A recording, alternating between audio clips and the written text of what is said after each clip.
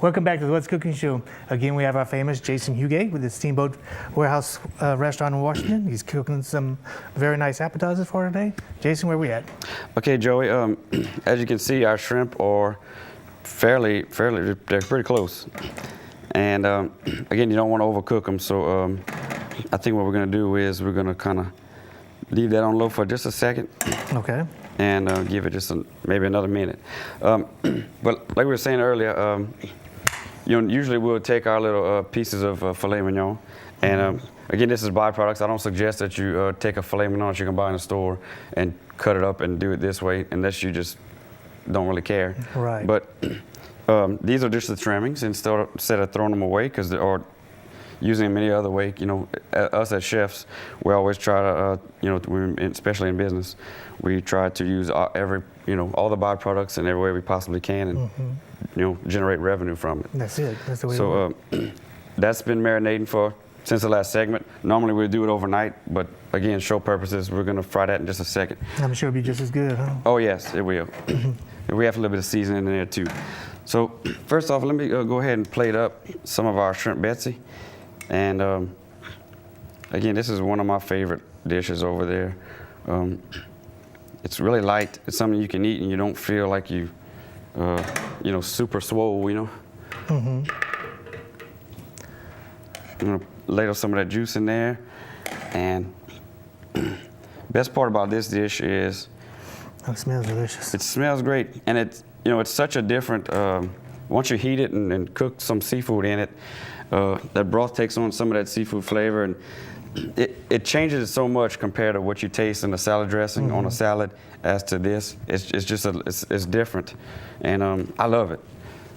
We got a lot of people who love it. Not everyone's gonna like it, but we have lots and lots of people who come and they like I said, they email me for the recipe, and they really care for it, and it's one of my favorites as well. Yeah, definitely, I'm sure. So, best part about this dish, you want to serve it with some kind of toast. And today we're going to serve it as some homemade garlic rounds that I made yesterday. Just a little bit of garlic butter and some parsley to give it a little bit of color, and that's about it. And I like to put a little bit of green on there, and we are going to stick us a little lemon in there just for garnish, and that's it. We must sell hundreds of these, every week. Beautiful and easy. I just wanted to bring that to attention to everybody. There's a special plaque right here that's on our set that Jason received recently, and that we're very proud of, because it's something for him to be proud of, and came out is through the Acadian chapter of the Louisiana Restaurant Association, and our own Jason Huguet was voted Restaurateur of the Year. Congratulations. Thank you so much, Joey. That's fantastic. I was really shocked. Woke up one morning to an email congratulating me for winning, and I really thought it was a joke, or that somebody was messing with me, or I don't know. It just wasn't real until I responded to the email, and she answered me back, so that's how I knew it was real. But yeah, that's fantastic. With all the restaurants and everything going on, and that's a big honor to receive something like that. It is, and you don't understand how. I mean, you have humbly, to receive that is the only way to do it. It's with all those restaurants out there that to be looked at and to be able to be picked. Lafayette is just the hub of South, the southern, states, and where good food is. They're just that's where it's at, and to be able to say that they chose me as that, it's mind blowing, and I was speechless at first. Yeah. So. Well, like you said, that night, it's like you felt like you were the little fish in the sea, but sometimes the little fish is the best fish. Yeah. It's exactly what I said. We're a small fish in a big pond, and to be able to be to be looked at as far as what they have in Lafayette. There's just so many good restaurants and chefs in there. It's crazy, Yeah, fantastic. So, thank you all to whoever had a hand in that, because very good. We're very appreciative. And also, I want to send out a congratulations to the owner of the original Don's Downtown, Mr. Ashby, Rocky Landry Jr. He was voted into the Hall of Fame by the Louisiana Restaurant Association. I just want to tell him congratulations again, and a great job from both of y'all. Yeah, he was. he was very excited to receive that Yeah. award, and you know, he got a standing ovation. And it was kind of a, you know, for younger guys like us, it's something to look to, and to kind of take from, you know, and appreciate. You know, Yeah, so, definitely. 40-something years in the business, right? Yeah. Well, actually, I think he's a little bit longer than that. Really? but, Okay. I mean, the restaurant's been open since '34, but he got into it. So he's probably about 4, yeah.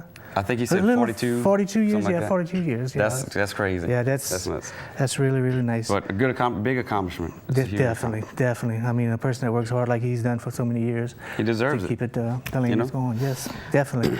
Okay, Okay, Jason, where we at? Okay, we're gonna take our little